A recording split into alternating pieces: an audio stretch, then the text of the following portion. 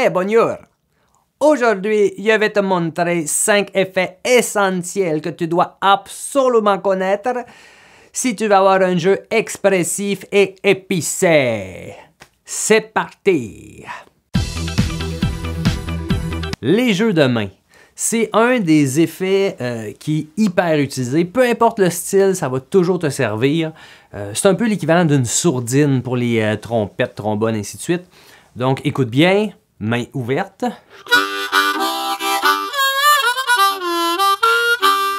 Main fermée.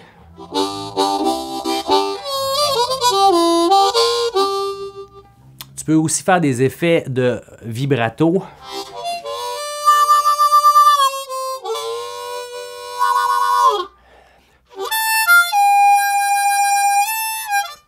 Et tu peux faire aussi des effets de wah-wah.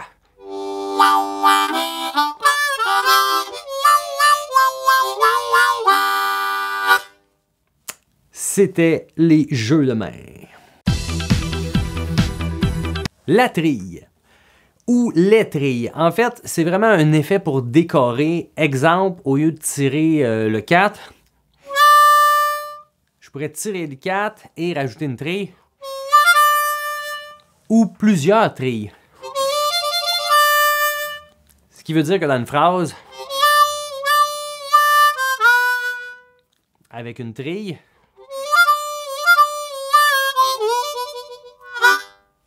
ou des fois même dans une mélodie,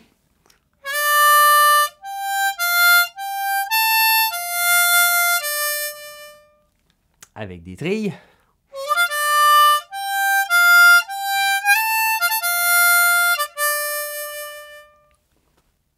ou encore avec une trille.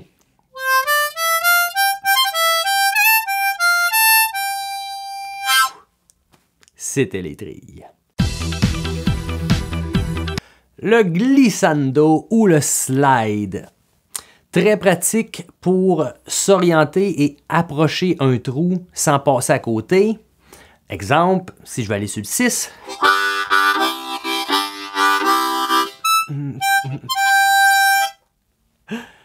Exemple avec un slide.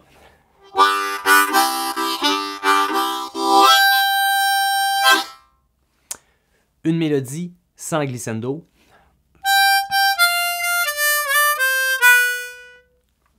Avec glissando.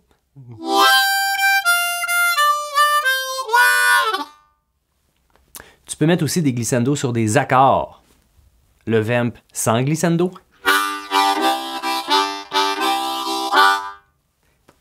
Avec glissando.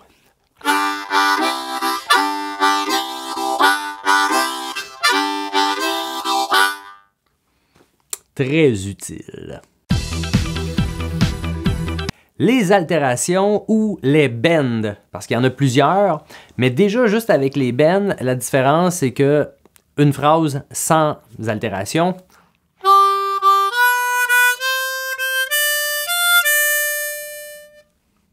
et avec des altérations.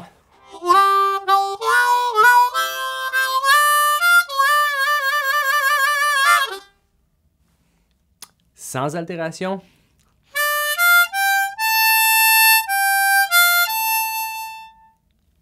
Avec altération.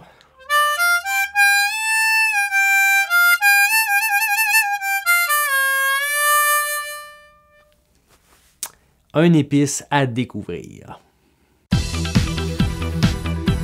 Le vibrato ou les vibratos. Il y en a plusieurs sortes, je ne vais pas les développer aujourd'hui, je vais juste les faire goûter ou égoutter. Ça se dit très mal. Écoutez, écoutez, d'accord. Sans vibrato.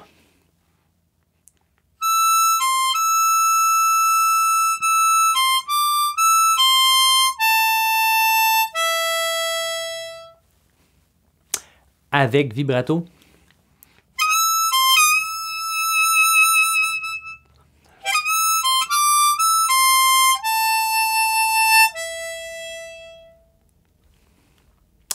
Sans vibrato.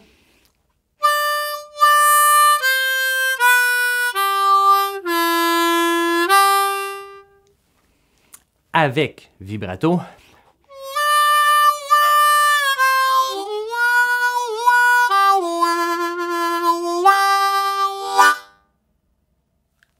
Super pratique et succulent.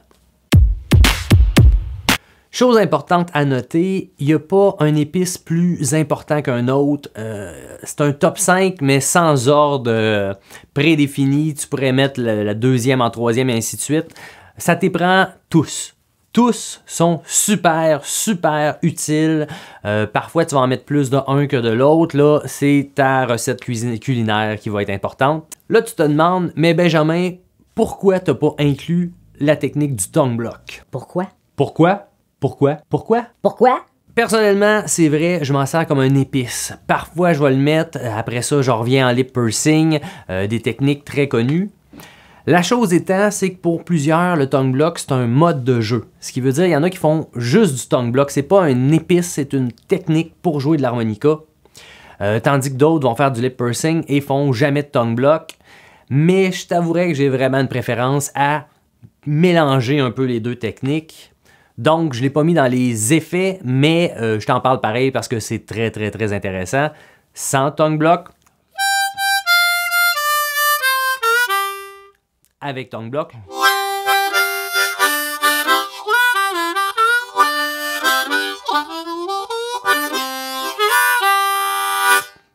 Comme tu vois, des fois je suis en tongue block, d'autres fois je reviens avec l'isolation des lèvres, ce qui rajoute un petit peu plus de piquant à mon jeu. Et j'espère au tien.